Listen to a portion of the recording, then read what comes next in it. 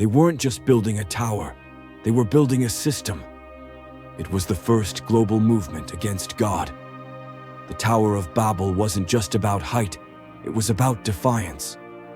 Genesis 11 tells us, "And they said, 'Come, let us build ourselves a city and a tower with its top in the heavens, and let us make a name for ourselves, lest we be scattered over the face of the whole earth.'" God had commanded humanity to spread out and fill the earth. But they said, "No, we'll stay, we'll rise, we'll build our own name." And who led them? Nimrod, the first kingdom builder, the original rebel king. Genesis 10:8-10 calls Nimrod a mighty one in the earth and says the beginning of his kingdom was Babel. But that word mighty doesn't just mean strong. In Hebrew, it echoes Gibborim, the same word used for the Nephilim hybrids in Genesis 6. Was Nimrod just a man or something more? Ancient writings say he became a mighty one through dark transformation, a man who tried to become more than man, a counterfeit Messiah, a one-world ruler. Sound familiar? Now listen to what God said when he looked at their rebellion. Genesis 11:6. "Behold, they are one people, and they have all one language, and this is only the beginning of what they will do. And nothing that they propose to do will now be impossible for them." Imagine this. Everyone speaking the same language, everyone working together. One people, one system. Even God said, now nothing they plan will be impossible. That wasn't praise, that was a warning. Now, look at the world today. We speak one language again. Not words, but code, computers, algorithms, AI. Everything is being connected.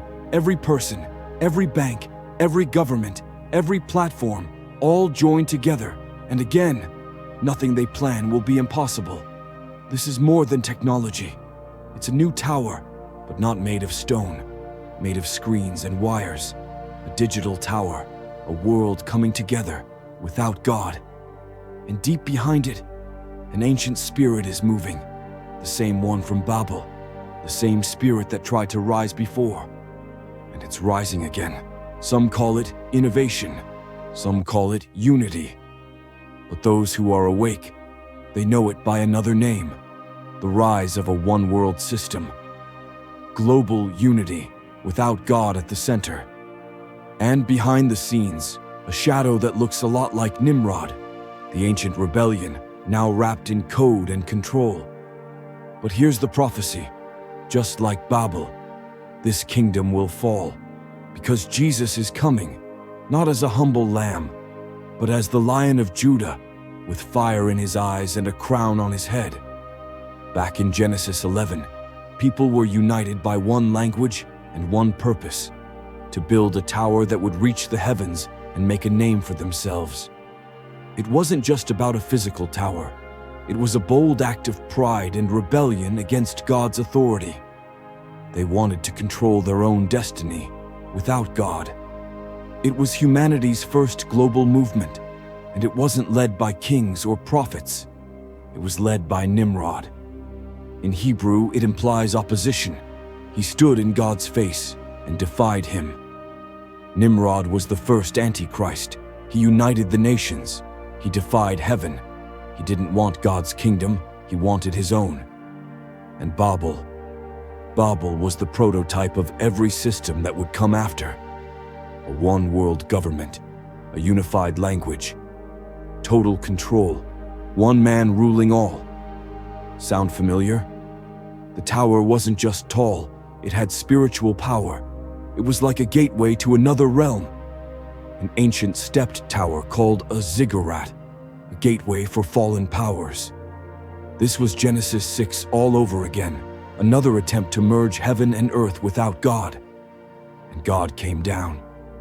Genesis 11:6-7 says, "The Lord said, if as one people they have begun to do this, then nothing they plan to do will be impossible for them. Come, let us go down and confuse their language." God didn't destroy the tower. he scattered the people.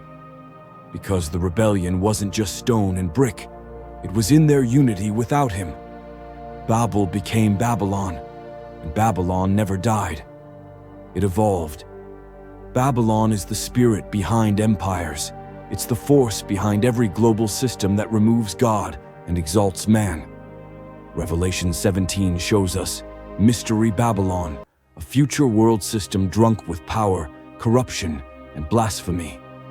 A revived Babel, the final rebellion before the return of Christ. Look closer. The new towers don't reach the sky. They reach into your mind, your body, your soul. They're built on data, not stone, and they promise everything except God. We're told it's for peace, for unity, for a better world. But behind the screens, there's control, there's surveillance, there's the rewriting of what it means to be human. DNA edited, thoughts tracked, truth redefined, and a new language of technology that everyone must learn or be left behind.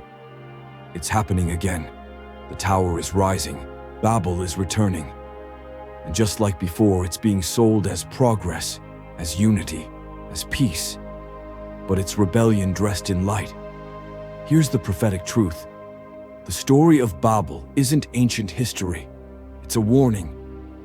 Every kingdom that rises without God falls. Every system that removes his name is shattered. Every tower built in pride is torn down. If you want to stay woke on the truth behind the times we live in, make sure to hit that subscribe button. Join us here for more deep dives into the spiritual battles shaping our world. Don't miss what's coming next, because the story isn't over.